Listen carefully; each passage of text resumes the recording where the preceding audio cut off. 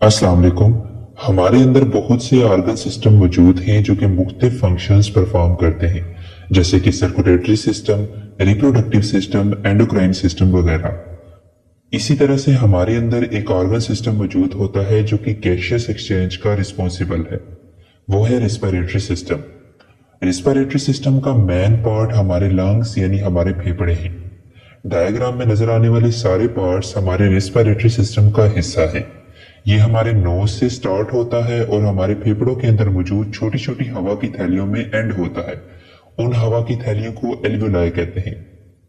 हमारे respiratory system के मुख्तलिफ पार्ट्स में सबसे पहले है nose, nasal cavity, pharynx, larynx, trachea, bronchi, bronchioles, alveolar ducts और एल्वियोलाई शामिल हैं।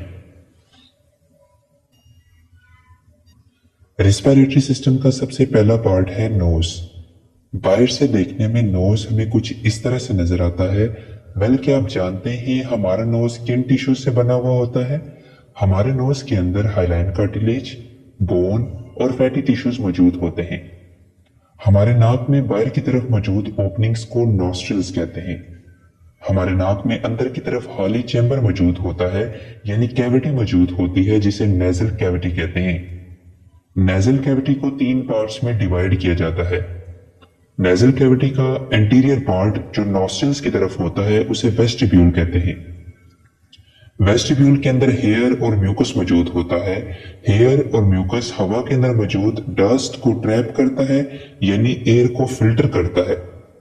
नेजल कैविटी के दूसरे पोर्शन को रेस्पिरेटरी रीजन भी कहते हैं, जो कि एयर के टेम्परेचर को बॉडी के टेम्परेचर के बराबर करता है।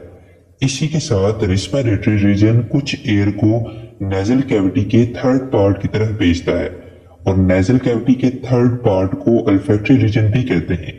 उस ऑल्फैक्टरी रीजन के अंदर ऑल्फैक्टरी रिसेप्टर्स मौजूद होते हैं जो कि स्मेल के सिग्नल को ब्रेन की तरफ भेजते हैं। नेजल कैविटी के बाद एयर फेरिंक्स के पास आती है। फेरिंक्स मसल से बनी हुई ट्यूब है जो कि फूड और एयर के लिए कॉमन रास्ता है, यानी फेरिंक्स से फूड भी गुजरती है और एयर भी। फेरिंक्स 2 ट्यूब्स में ओपन होती है। आगे वाली ट्यूब को लैरिंक्स कहते हैं, जहां से हवा गुजरती है, और लैरिंक्स के पीछे एसोफेगस मौजूद होती है, यानी एयर फेरिंक्स से लैरिंक्स के अंदर जाती है, जबकि फूड फेरिंक्स से एसोफेगस के अंदर जाती है।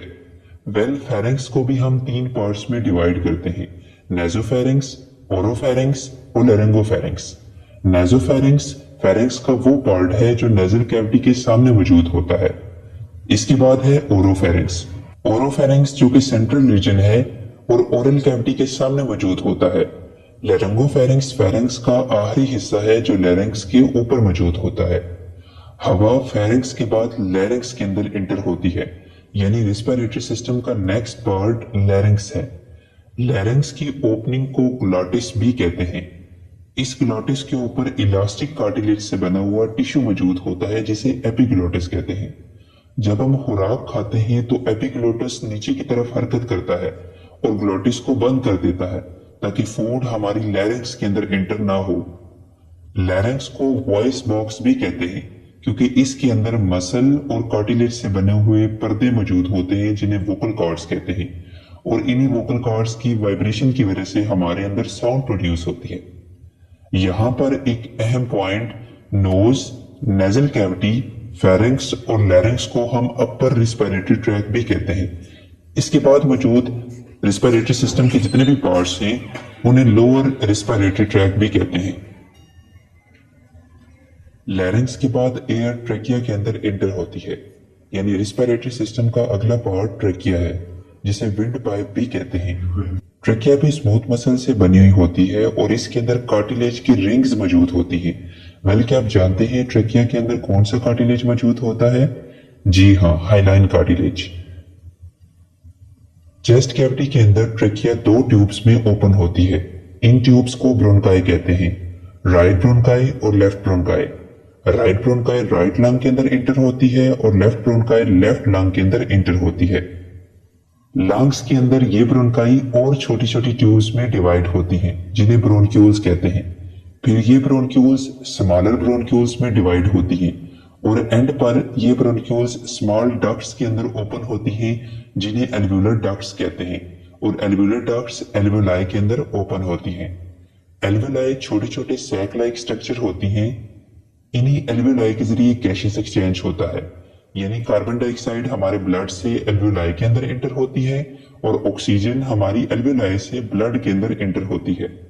نیکسٹ ویڈیوز میں ہم ڈسکس کریں گے کہ ایگزیکٹلی ایلویولائی سے گیسز ایکسچینج کیسے ہوتا ہے۔ ہمارا ریسپیریٹری سسٹم جس پروسیس کے ذریعے انوائرمنٹ سے گیسز انہیل کرتا ہے اور ایکزیل کرتا ہے اسے بریتھنگ کہتے ہیں، اور اس بریتھنگ میں ہمارا ڈایافرام ایکٹیولی انوالو ہوتا ہے۔ ڈایافرام مسل سے بنا ہوا سٹرکچر ہوتا ہے جو ہماری ریبس کے نیچے موجود ہوتا ہے، اور اسی کے ساتھ ہماری ریبس کے درمیان انٹرکوسٹل مسلز بھی سانس لینے کے عمل کے دوران کانٹریکٹ اور ریلیکس کرتے ہیں، یعنی انٹرکوسٹل مسلز اور ڈایافرام بھی بریتھنگ میں انوالو ہوتے ہیں، یعنی یہ بھی ہمارے ریسپیریٹری سسٹم کا حصہ ہیں۔